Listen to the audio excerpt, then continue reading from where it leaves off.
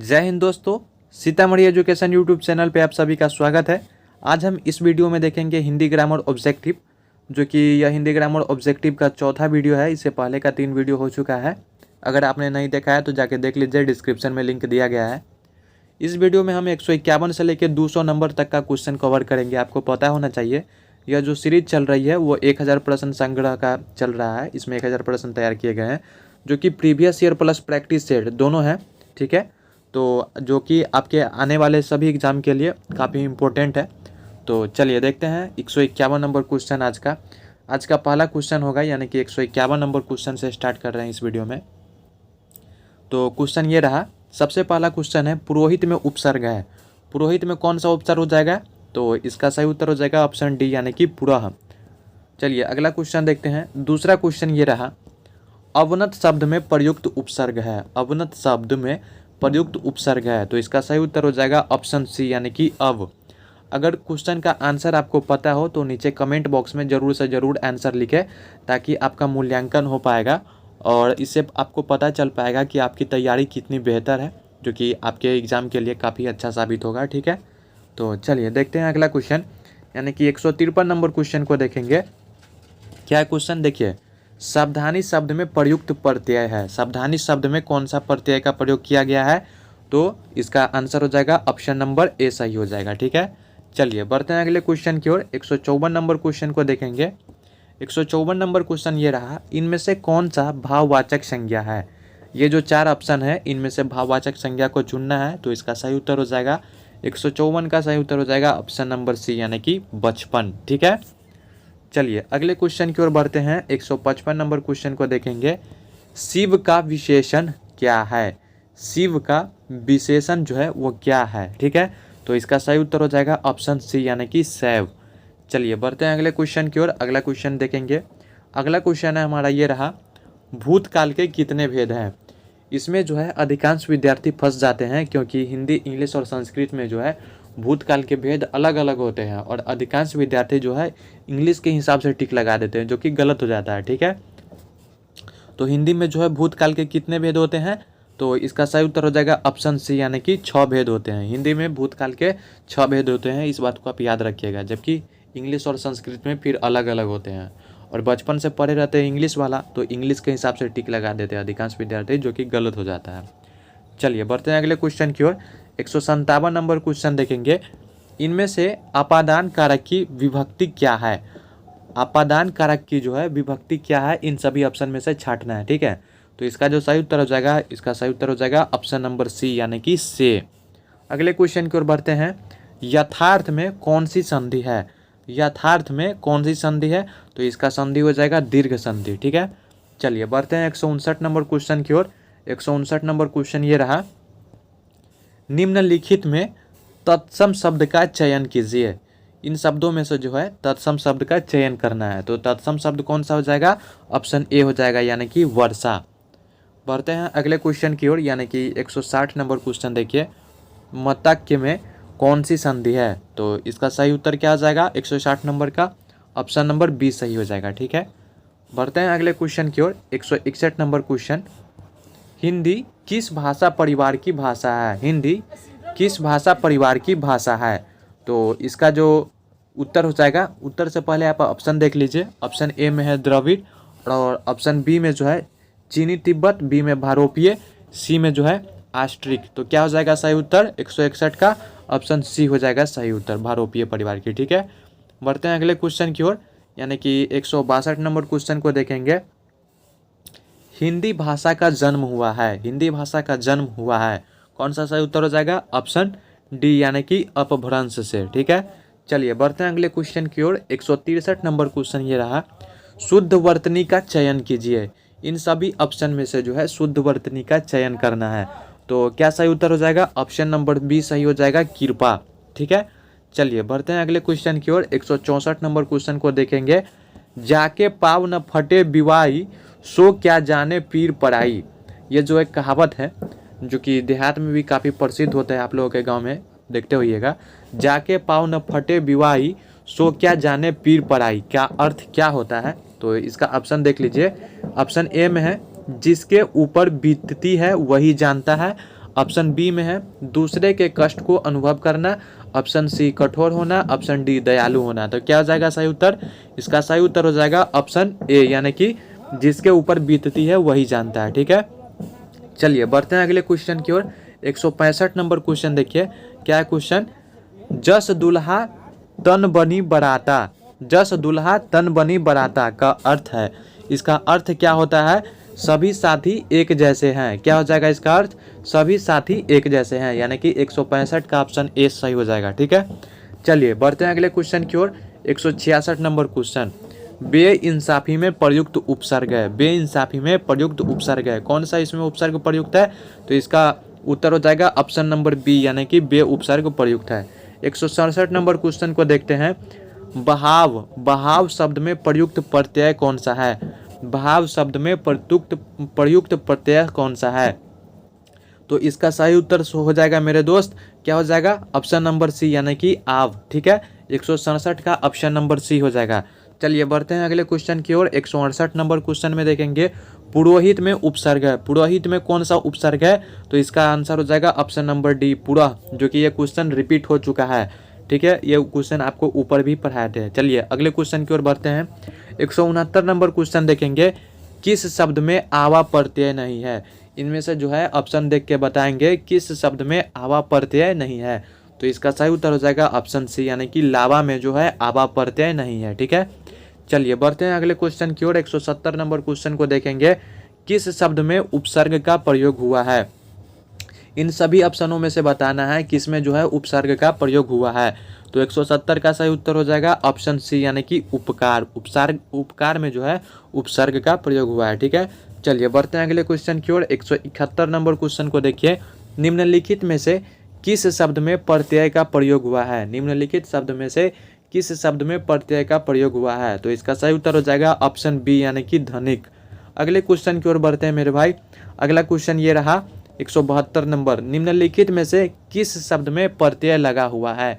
निम्नलिखित में से किस शब्द में प्रत्यय लगा हुआ है? तो इसका आंसर हो जाएगा ऑप्शन नंबर बी, यानी कि जादूगर। अगले क्वेश्चन की ओर बढ़ते हैं। 173 नंबर क्वेश्चन, अगर अभी तक आपने चैनल को सब्सक्राइब नहीं किया हुआ है तो प्लीज़ चैनल को जरूर से जरूर सब्सक्राइब कर ले और बेल आइकन को भी ऑन कर ले, ताकि हर वीडियो की नोटिफिकेशन आप तक पहुंच सके। चलिए देखते हैं 173 नंबर क्वेश्चन। 173 नंबर क्वेश्चन है, किस शब्द में उपसर्ग का प्रयोग हुआ है?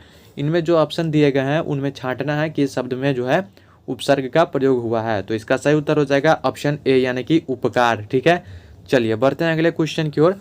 174 नंबर क्वेश्चन, निर्वाह में प्रयुक्त उपसर्ग है, निर्वाह में कौन सा उपसर्ग प्रयुक्त हुआ है? तो ऑप्शन सी हो जाएगा सही, नीर। 175 नंबर क्वेश्चन, किस शब्द की रचना प्रत्यय से हुई है? किस शब्द की रचना प्रत्यय से हुई है? ऑप्शन ए अभियोग, बी अपमान, सी व्यायाम, डी इनमें से कोई नहीं।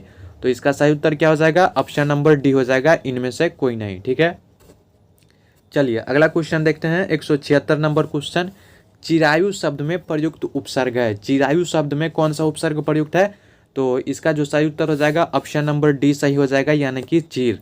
अगले क्वेश्चन की ओर बढ़ते हैं। 177 नंबर क्वेश्चन को देखेंगे, किस शब्द में उपसर्ग नहीं है? किस शब्द में जो है उपसर्ग नहीं है? तो इसका सही उत्तर क्या हो जाएगा? 177 का सही उत्तर हो जाएगा ऑप्शन बी, यानी कि ओढ़ना। अगले क्वेश्चन 178 नंबर क्वेश्चन, इनमें से कौन सा शब्द समूहवाचक प्रत्यय नहीं है? समूहवाचक प्रत्यय नहीं है। ऑप्शन देख लीजिए, ए में है लोग, बी में है प्रेस, सी में है वर्ग, डी में है गण। तो 178 का सही उत्तर क्या हो जाएगा? ऑप्शन नंबर बी सही हो जाएगा, यानी कि प्रेस। ठीक है, चलिए बढ़ते हैं 179 नंबर क्वेश्चन की ओर।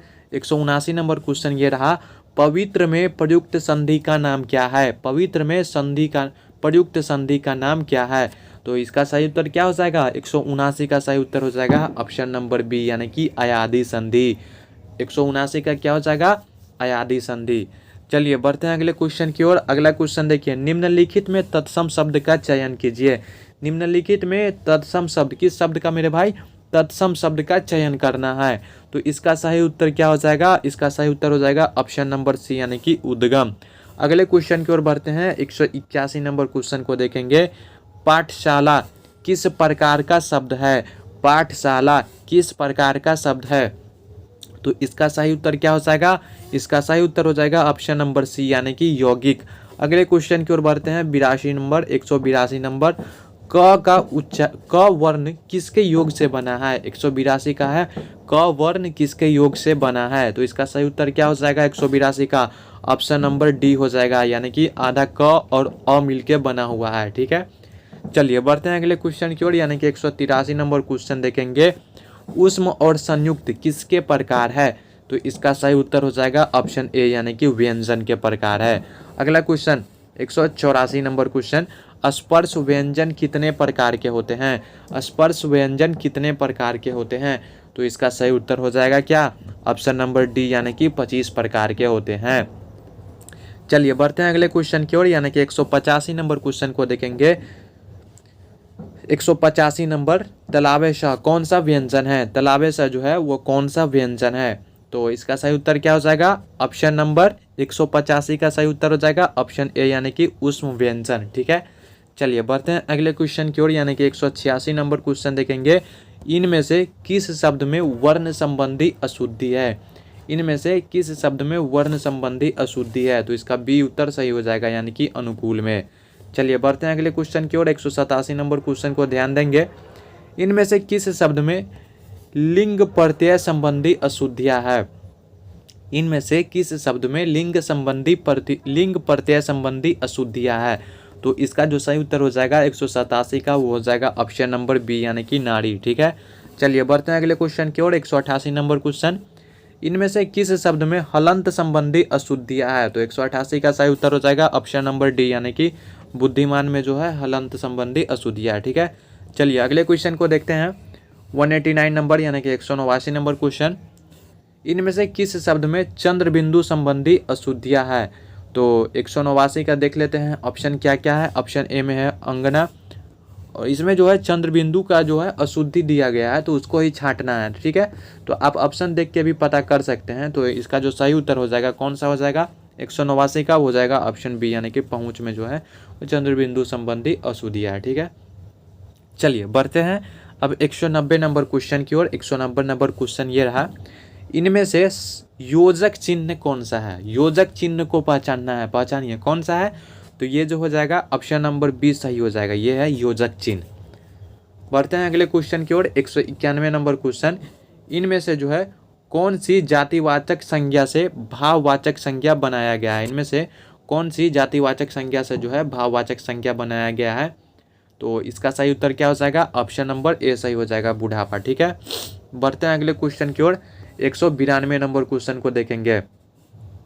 इनमें से कौन सी शब्द समूहवाचक संज्ञा है? इसमें समूहवाचक संज्ञा को पहचानना है, तो इसका आंसर हो जाएगा ऑप्शन ए सभा। अगले क्वेश्चन की ओर बढ़ते हैं, 193 नंबर। इनमें से कौन सी शब्द पुल्लिंग है? पुल्लिंग शब्द को इसमें से पहचानिए, कौन सा हो जाएगा? ऑप्शन नंबर ए यानी कि गिलास। बढ़ते हैं अगले क्वेश्चन की ओर, 194 नंबर। निम्नलिखित में से किस वाक्य में अकर्मक क्रिया है? निम्नलिखित में से किस वाक्य में अकर्मक क्रिया है? तो क्या हो जाएगा सही उत्तर? ऑप्शन नंबर सी यानी कि गेहूं पीस रहा है। ठीक है, 194 का ऑप्शन सी सही हो जाएगा। 195 नंबर क्वेश्चन ये रहा। निम्नलिखित मिश्र वाक्यों में से कौन सा विशेषण उपवाक्य है? निम्नलिखित मिश्र वाक्यों में से कौन सा विशेषण उपवाक्य है? तो ऑप्शन ए है मैं चाहता हूं कि आप यहीं रहे। ऑप्शन बी जब मैं स्टेशन पहुंचा तभी ट्रेन आई। ऑप्शन सी मैं कहता हूं कि तुम भोपाल जाओ। ऑप्शन डी लखनऊ जो उत्तर प्रदेश की राजधानी है एक ऐतिहासिक नगर है। तो क्या हो जाएगा ऑप्शन सही? कौन सा हो जाएगा? ऑप्शन नंबर डी सही हो जाएगा, ऑप्शन नंबर डी सही। लखनऊ जो उत्तर प्रदेश की राजधानी है एक ऐतिहासिक नगर है। ठीक है, चलिए बढ़ते हैं अगले क्वेश्चन की ओर। 196 नंबर क्वेश्चन को देखेंगे। उसने कहा कि मैं घर जाऊंगा वाक्य है। उसने कहा कि मैं घर जाऊंगा वाक्य है, कैसा वाक्य है? तो ये जो हो जाएगा वो मिश्र वाक्य हो जाएगा। 196 का ऑप्शन नंबर बी सही हो जाएगा। 197 नंबर क्वेश्चन। निम्नलिखित में से कौन सा अल्प विराम चिन्ह है? निम्नलिखित में से कौन सा अल्प विराम चिन्ह है? तो 197 का सही उत्तर क्या हो जाएगा? सबसे पहले आप ऑप्शन देख लीजिए, इसमें जो अल्प विराम चिन्ह होता है वो कौन सा होता है, ताकि आपको भी समझने के लिए मौका मिले। ऑप्शन ए देख लिए और बी सी डी देख लिए। ठीक है, तो इसका जो सही उत्तर हो जाएगा 197 का ऑप्शन ए ही सही उत्तर है। ये जो है वो अल्प विराम चिन्ह है, तो इसे आप याद रखेंगे, ठीक है। चलिए बढ़ते हैं अब अगले क्वेश्चन की ओर। 198 नंबर क्वेश्चन को देखेंगे। निम्नलिखित में से कौन सा जो है वो अर्ध विराम चिन्ह है? अर्ध विराम चिन्ह कौन सा हो जाएगा? तो 198 का हो जाएगा ऑप्शन नंबर डी, ये है अर्ध विराम चिन्ह, ठीक है। चलिए बढ़ते हैं अगले क्वेश्चन की ओर। 199 क्वेश्चन, 199 नंबर। अरे उसने तो कमाल कर दिया, अरे उसने तो कमाल कर दिया वाक्य है, किस प्रकार का वाक्य है? तो इसका सही उत्तर हो जाएगा ऑप्शन नंबर बी, विस्मय बोधक। कोई चीज़ ऐसा होता है ना जो कि आश्चर्यचकित बात होती है, तो हम कहते हैं नहीं, बोलचाल की भाषा में भी कहते हैं अरे उसने तो कमाल ही कर दिया। तो ये कौन सा वाक्य हो जाएगा? विस्मय बोधक, ठीक है। चलिए बढ़ते हैं अगले क्वेश्चन की ओर। 200 नंबर क्वेश्चन देखेंगे जो कि आज का लास्ट क्वेश्चन है। राम घर गया उसने माँ को देखा का संयुक्त वाक्य बनेगा? ऑप्शन ए, राम ने घर जाकर माँ को देखा। ऑप्शन बी, राम घर गया अतः उसने माँ को देखा। ऑप्शन नंबर सी, राम घर गया और उसने माँ को देखा। ऑप्शन डी, इनमें से कोई नहीं। तो क्या हो जाएगा सही उत्तर? ऑप्शन नंबर सी, राम घर गया और उसने माँ को देखा। ऐसे ही और भी वीडियो देखने के लिए please Sitamarhi education YouTube channel को जरूर से जरूर सब्सक्राइब कीजिए। और आप यहाँ पे आप जितने भी वीडियो देखते हैं उन सभी का PDF अगर आप डाउनलोड करना चाहते हैं फ्री में, तो टेलीग्राम चैनल अवश्य ज्वाइन करें, जिसका लिंक नीचे डिस्क्रिप्शन में दिया गया है। चलिए मिलते हैं अगले वीडियो में, तब तक के लिए जय हिंद।